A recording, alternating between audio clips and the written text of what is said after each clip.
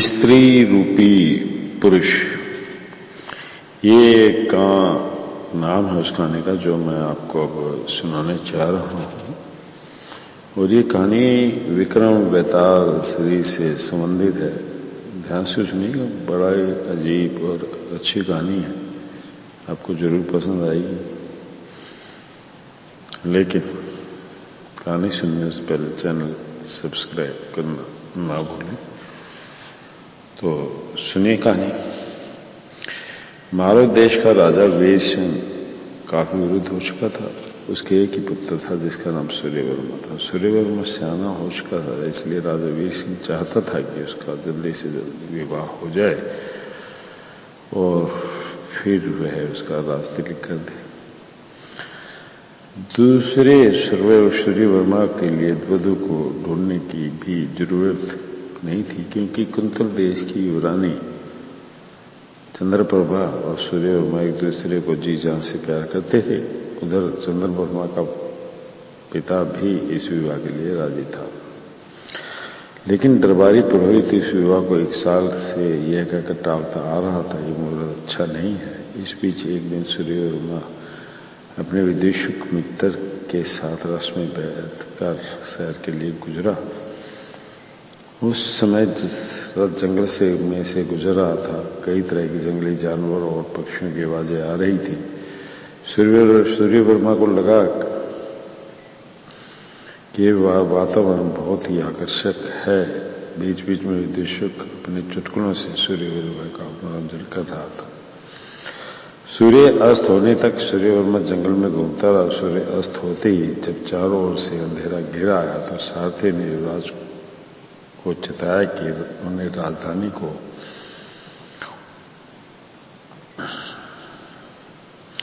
लौट जाना चाहिए। उसे डर था कि अंधेरा बढ़ जाने से वे जंगल में रास्ता भूलकर भटक भी सकते हैं। वह रथ के जुते हुए घोड़ों को जोर जोर से हाँकने लगा। रास्ता चाहे उबड़ खाबड़ था, पर रथ हवा से बातें करते करते उड़ा जा रहा था। इतने में रास्ते में बीच हाथियों की चिघाड़ने की आवाज सुनाई पड़ी। इस आवाज से घोड़े घबरा गए और रास्ता छोड़कर पेड़ों झाड़ियों के बीच अंधाधुंध दौड़ने लगे। वे घोड़े इतने डर गए थे कि वे सारथी के काबू से बाहर हो गए थे। सूर्यवर्मा और विदेशक इस आकस्मिक घटना से अवाक रह गए। अब वे स्थिति की गंभीरता को समझ गए थे, लेकिन वे ये फैसला नहीं कर पा रहे थे कि उन्हें रथ से कूद जाना चाहिए या नहीं। इतने में रथ का एक पहिया एक पेड़ के तने से जा टकराया, जिससे रथ पलट गया और ढलान की ओर लुढ़क गया। विदेशक और सारथी झटके से पास की एक झाड़ी में गिर गए। सूर्यवर्मा लुढ़क कर पास के एक सरोवर में जा गिरा। थोड़ी देर बाद भीगे हुए कपड़ों में कोई व्यक्ति सरोवर से बाहर आया। वह मारे ठंड के कांप रहा था। उधर सारथी और विदेशक को कुछ चोटें आई थी, लेकिन फिर भी वे किसी तरह वहां से उठ खड़े हुए थे। उनकी नजर जब कांपते हुए व्यक्ति पर पड़ी तो वे एकदम सख्ते में आ गए। वह व्यक्ति और कोई नहीं, सूर्यवर्मा ही था।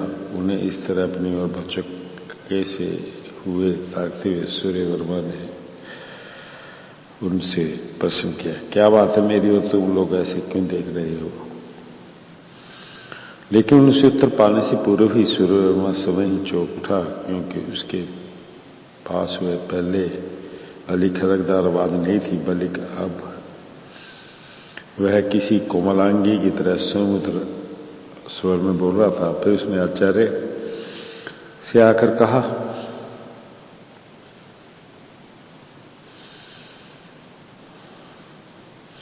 और अपने शरीर को एक बार देखा। यह क्या? वह मर्द वाली पोशाक कहाँ गई? वह तो सारी चोली में था। उसके हाथों में चूड़ियां थी और पैरों में पायल थी।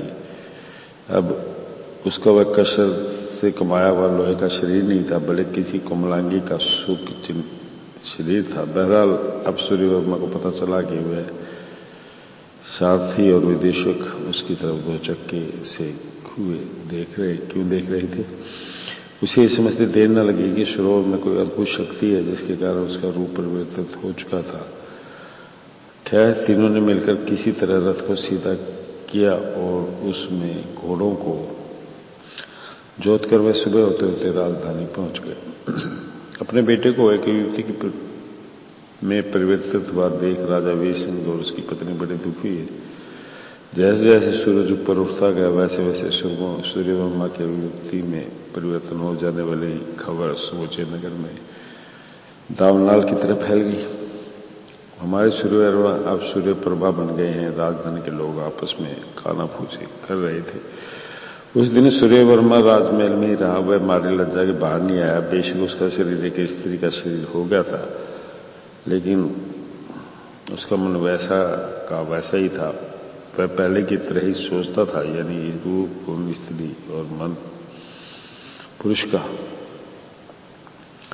दरअसल उसके भीतर एक बड़ी जबरदस्त खलबली मच गई थी। कई तरह के विरोधाभास अब सूर्यवर्मा को परेशान किए हुए थे।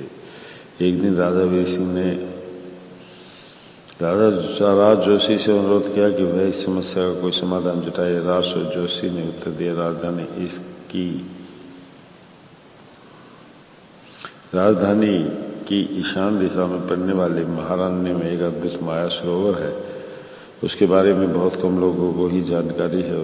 उसे एक यक्ष ने शाप दे रखा है, जिसकी वजह से जो पुरुष उसमें प्रवेश करता है वह स्त्री बन जाता है, और जो स्त्री उसमें प्रवेश करती है वह पुरुष बन जाती है। विराज अनजाने में उस सरोवर में गिर पड़े थे, इसलिए उसकी यह हालत हुई है।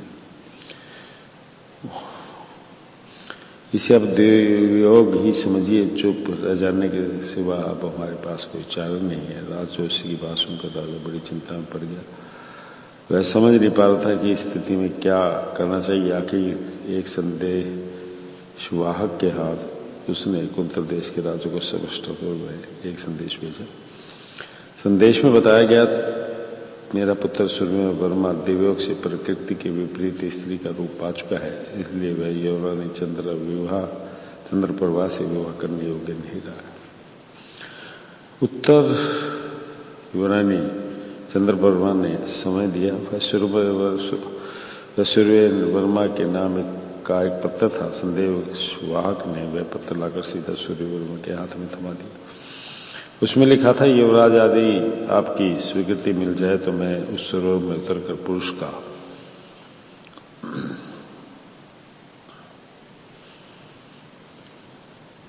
स्वरूप प्राप्त कर लेना चाहूंगी। तब हम दोनों के बीच पति पत्नी बनने में कोई रुकावट नहीं आनी चाहिए। सूर्यवर्मा ने वह पत्र पढ़ा और फिर उसने अपने माता पिता की ओर बढ़ा दिया। इससे चंद्रवर्मा प्रभा के मन में के विचारों से वे अवगत हुए। फिर वे अपने बेटे से बोले, इस पत्र में तो ये पता चलता है कि चंद्रप्रभा तुम्हें बहुत चाहती है। पत्र के जरिए उसने जिस बात की अनुभूति चाहिए वह उसके लिए तुम्हें ऐतराज नहीं होना चाहिए। माँ बाप की बात सुनकर स्त्री रूपी भी सूर्यवर्मा काफी देर तक अपने विचारों में डूबा रहा। फिर बोला, चंद्रप्रभा के विचारों से मैं सहमत नहीं हूं। इसके लिए उसे स्वीकृति देने का अर्थ होगा कई तरह के झंझटों में फंस जाना। मैं से वे पत्र लिखता हूं कि वह अपने योग्य किसी और युवराज से विवाह कर ले और अपना जीवन सुख से बिताए। वेताल की कहानी खत्म हो चुकी थी। वह बोला, राजन सूर्यवर्मा ने इस तरह का निर्णय क्यों लिया? क्या कार्य और कारण के बीच संबंध ढूंढना व्यर्थ नहीं होता है? क्या हमें यह सोचकर चुप रह जाना चाहिए कि वह विवेकहीनता और अहम भाव का शिकार था? होता है उसके मन में यह विचार आया हो कि जब चंद्रप्रभा उसका पति बन जाएगी तो उसे पत्नी इस रूप में दबा कर रहना होगा। हो सकता है इस विचार से उसकी पुरुषोचित अस्मिता को ठेस पहुंची हो। दरअसल अगर उसने चंद्रप्रभा से सही मानों में प्यार किया होता तो वह जरूर लिख कर भेजता कि वह उसे किस रूप में स्वीकार है। वह कभी भी यह न लिख भेजता कि उसे किसी अन्य पुरुष से विवाह कर लेना चाहिए। कुछ भी सूर्यवर्मा का भी यह व्यवहार बड़ा विवेकहीन और असंबद्ध लगता है। आपको इस विषय में क्या कहना है? यदि इन संदेहों का उत्तर जानते हुए भी आप स्थिति स्पष्ट नहीं करोगे तो आपका सर फट जाएगा। इस पर राजा विक्रम बोला, सूर्यवर्मा के निर्णय का कारण ढूंढ पाना कोई कठिन नहीं है। यहाँ कार्य कारण साफ दिख पड़ रहा है। स्त्री के रूप में पुरुष का मन लेकर जीना कितना कष्टकर होता है, यह सूर्यवर्मा बड़ी अच्छी तरह जान गया था। यदि युवरानी चंद्रवर्मा भी उस रोल में उतर कर पुरुष रूप धारण कर लेती और मनुष्य का वहीं रहता, तो उसे भी इस प्रकार की मानसिक यंत्रता से गुजरना पड़ सकता था। जिस मानसिक यंत्रणा में से सूर्यवर्मा गुजरा था, सूर्यवर्मा का प्यार चंद्रप्रभा के प्रति बिल्कुल सच्चा था और उस प्रकार का प्यार पाने वाले प्रेमी वह कभी नहीं चाहेगा कि उसकी प्रेम का तमाम उम्र मानसिक यंत्रणा झेलती रहे। इसी कारण उसने चंद्रवर्मा के इस प्रस्ताव को ठुकरा दिया। इस तरह उसके निर्णय में कहीं भी विवेकहीनता, असमंजसता या पुरुष अहंग के दर्शन नहीं होते।